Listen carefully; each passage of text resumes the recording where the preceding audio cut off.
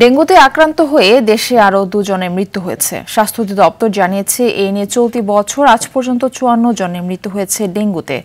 বৃহস্পতিবার বিকেলে স্বাস্থ্য অধিদপ্তরের ডেঙ্গু বিষয়ক নিয়মিত প্রতিবেদনে এসব তথ্য জানানো হয়েছে।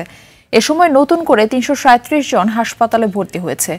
এদিকে গত ২৪ ঘন্টায় দেশে করোনা আক্রান্ত হয়ে কারো মৃত্যু হয়নি, তবে নতুন করে করোনা শনাক্ত হয়েছেন ১৪ জন। সব মিলিয়ে আক্রান্তের সংখ্যা দাঁড়িয়েছে ২০,৫২,২১৭ জন।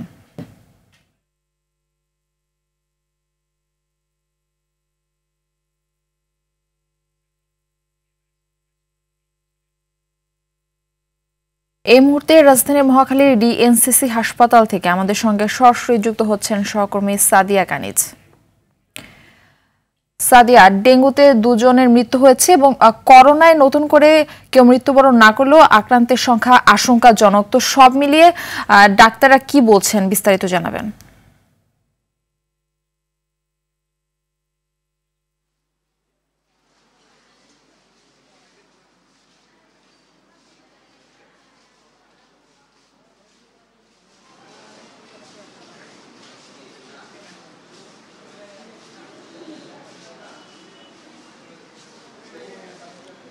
মারফি, ডেঙ্গু কিন্তু এখন শুধুমাত্র মৌসুমি রোগের মধ্যে সীমাবদ্ধ নেই। আমরা আগে যেরকম দেখতাম যে বর্ষাকালে ডেঙ্গুর প্রাদুর্ভাব বাড়তো, এখন কিন্তু সেই জায়গা থেকে আমরা দেখতে পাচ্ছি সারা বছরই ডেঙ্গু রোগে আক্রান্ত হচ্ছে রোগীরা এবং হাসপাতালে ভর্তি হচ্ছে। সেই কারণে কিন্তু যারা বিশেষজ্ঞ আছেন তারা কিন্তু বলছেন যে জলবায়ু পরিবর্তনের সাথে সাথে তাপমাত্রার তারতম্য হচ্ছে, সেই সাথে বৃষ্টি এবং জলাবদ্ধতার কারণে কিন্তু এই ডেঙ্গুর প্রাদুর্ভাব সারা বছরই লক্ষ্য করা যাচ্ছে। এবং আপনি জানেন গেল ২৪ ঘন্টায় ২ জনের মৃত্যু হয়েছে এবং প্রায় ৩৩৭ জন রোগী হাসপাতালে ভর্তি হয়েছে, দেশের বিভিন্ন হাসপাতালে। তো সেই জায়গা থেকে এবং এই বছর জানুয়ারি মাস থেকে এখন পর্যন্ত প্রায় ১৪,০০০ রোগী ডেঙ্গু আক্রান্ত হয়েছে। তো এই সংখ্যাগুলোই আসলে বলে দিচ্ছে যে কি পরিমাণে ডেঙ্গু প্রত্যেক দিন বাড়ছে। এবং আসলে কিন্তু ডেঙ্গু রোগে আক্রান্ত হওয়ার ফলে যে রোগীদের শারীরিক ক্ষতি হচ্ছে তাই কিন্তু নয়, আর্থিকভাবেও অনেকেই ক্ষতিগ্রস্ত হচ্ছে। এই যে হারটি সেটি কিন্তু আসলে নিম্ন মধ্যবিত্ত এবং মধ্যবিত্ত যারা নিম্নবিত্ত মানুষ আছে তাদের জন্য এই সমস্যাগুলো বেশি হচ্ছে। আর আমরা যে হাসপাতালটিতে আছি এখানে আমরা দেখেছি যে এখানে সকাল থেকেই ডেঙ্গু, করোনা এই যারা আক্রান্ত হচ্ছে তারা চিকিৎসার জন্য আসছে এবং